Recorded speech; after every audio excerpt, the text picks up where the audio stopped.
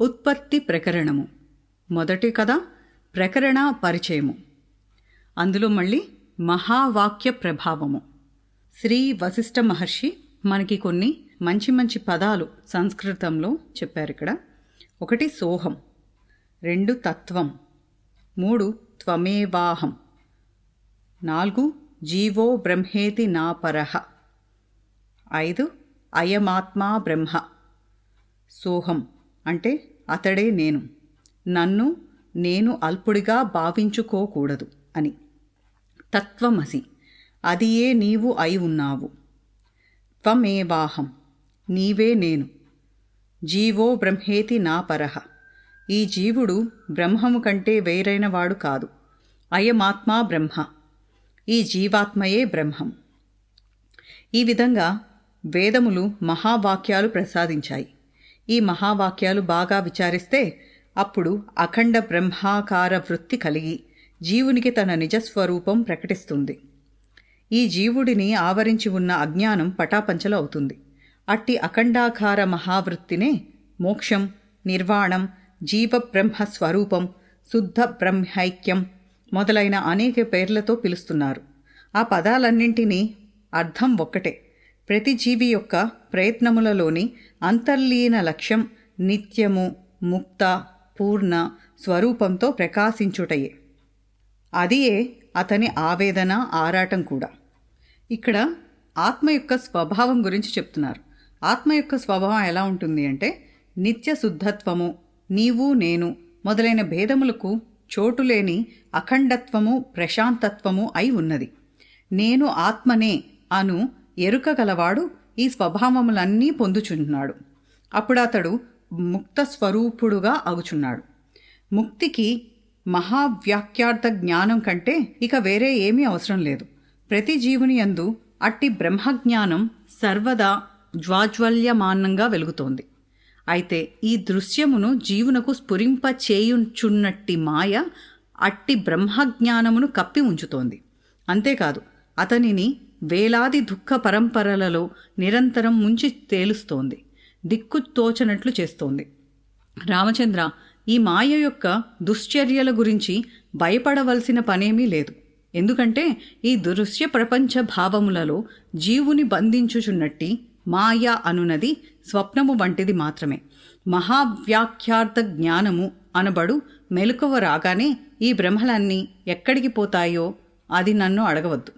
నిద్ర లేవగానే స్వప్నంలో చూస్తున్న పదార్థజాలమంతా ఎక్కడికి పోవుచున్నది? ఈ వర్తమాన జాగ్రత్త దృశ్య భ్రమల కత్తి కూడా అంతే. నేను ఏది అయి ఉన్నాను, ఏది ఏ క్షణమునందు కాకయే ఉన్నాను అను రూపము గల ఎరుక, లేక తెలివి, లేక జ్ఞానం, లేక ప్రబోధము వలన సర్వము విదితము కాగా ఇకిప్పుడు ఈ జీవుడే శివస్వరూపుడై స్వయం ప్రకాశంతో జ్వాజ్వల్యమానంగా వెలుగుచున్నాడు. ఈ సంసారము అనబడు దుస్తరమైన సాగరము జీవునికి ఎదురుగా ప్రాప్తించటానికి అసలు కారణమేంటి అను ప్రశ్నను మనం పరిశీలిస్తే అజ్ఞానము కలిగి ఉండుటే అను సమాధానం లభిస్తుంది. ఇదంతా ప్రత్యజ్ఞాత్మ యందే, లేక జీవ చైతన్యమునందే, లేక నీ స్వస్వరూపమునందే కారణం లేకుండా ఇట్లు తోచుచున్నది. ఇదంతయు బ్రహ్మమే అని చెప్పు స్వబోధమైన మహావాక్యాలను తద్వారా ప్రకటించబడుచున్న స్వాత్మ రహస్యమును ఎవరైతే గ్రహిస్తారో వారే ఈ వర్తమాన జన్మ యొక్క ఉత్తమ ప్రయోజనము పొందుచున్నారు. అట్టివాడే బ్రహ్మజ్ఞుడు అని అనిపించుకుంటున్నాడు. కాబట్టి ఈ జీవుడు మహావాక్యముల అర్థం అభ్యసించి అఖండాకార వృత్తిని అలవర్చుకోవాలి. ఇది ఎవరి సృష్టి, ఎవరి అందున్నది, ఎక్కడ ఉత్పత్తి పొందుచున్నది? దీనికి సమాధానం విను. ఈ జగత్తును ఎవరూ సృష్టించి ఉండలేదు. ఒకడు చీకటి కారణంగా తాను చూచుచున్న త్రాడియందు పామును ఆరోపించి దర్శించుచున్నట్లు అజ్ఞానియే ఉత్తమ విచారణ చేయకపోవటచే ఏర్పడిన అజ్ఞానము వలన బ్రహ్మమునందు జగత్తును ఆరోపించుచున్నాడు. అట్లు దర్శించుచు స్వయంగా అనేక అనుభవములను పొందుచున్నాడు.